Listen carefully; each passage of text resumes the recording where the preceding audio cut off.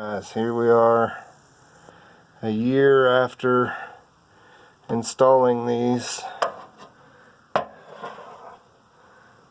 and this is going to be my review.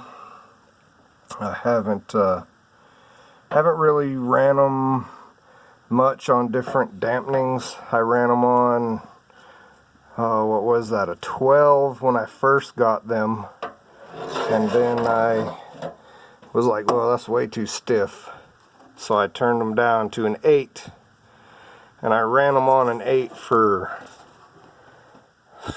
a long time. I just turned them down to a 4 like right now, just to see how that feels on the bound and rebound. They're stiff. They definitely help with the feel of the car. They provide enough feedback to where you really feel like you feel the car, like you're kind of one with the car. Road course and autocross guys would know what I'm saying. I haven't done any corner balancing on the car. I don't have the scales. Don't know anybody with scales. I've kind of reached out on Facebook and whatnot trying to find some guys with scales. Haven't had any luck. Scales aren't too expensive, but they are out of my price range, so maybe someday I'll get some scales or find somebody with one or a set to corner balance it with. But anyways, if you're going for like a nice street comfort setup, these aren't for you. You're gonna want something close to stock, maybe a nice set of Bilsteins or something like that. If you want anything remote comfort, like I said, these are still real stiff. You definitely feel the bumps. I'm gonna see how they ride on the 4 for the bound and rebound.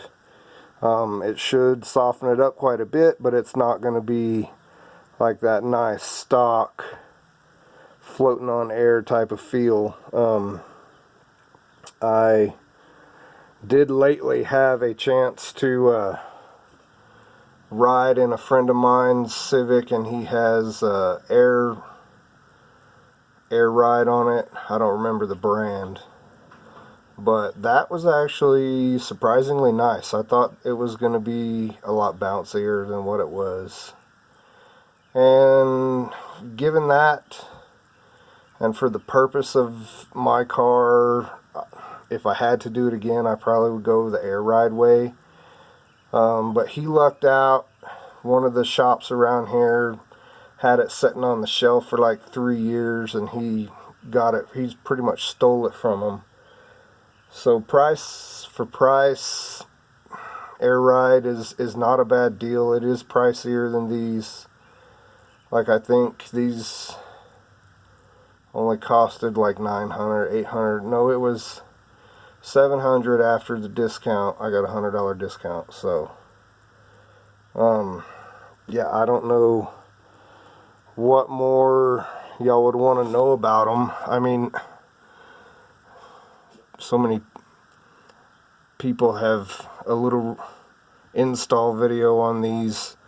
But anyways, this lock ring here with this bottom boot, if I can get I wouldn't call it a boot, but the bottom perch here is the part that allows you to adjust your height. So if you're changing height, you're going to loosen this, either spin this or spin this whole assembly. For adjusting your preload, you're going to loosen this one and turn this one either up and down. That's going to adjust mainly your preload. You can do height with that, but that's not what it's meant for. And yeah, to get your preload set and really set the car up, man, you need corner scales. Just to slap these on out of the box, you're not going to get a whole lot of benefit out of it. You need to corner balance it. And that's where I'm stuck at now. So I'm trying to think of any other pertinent information that you guys may need to know. It's a great coilover. I love it, especially for the price.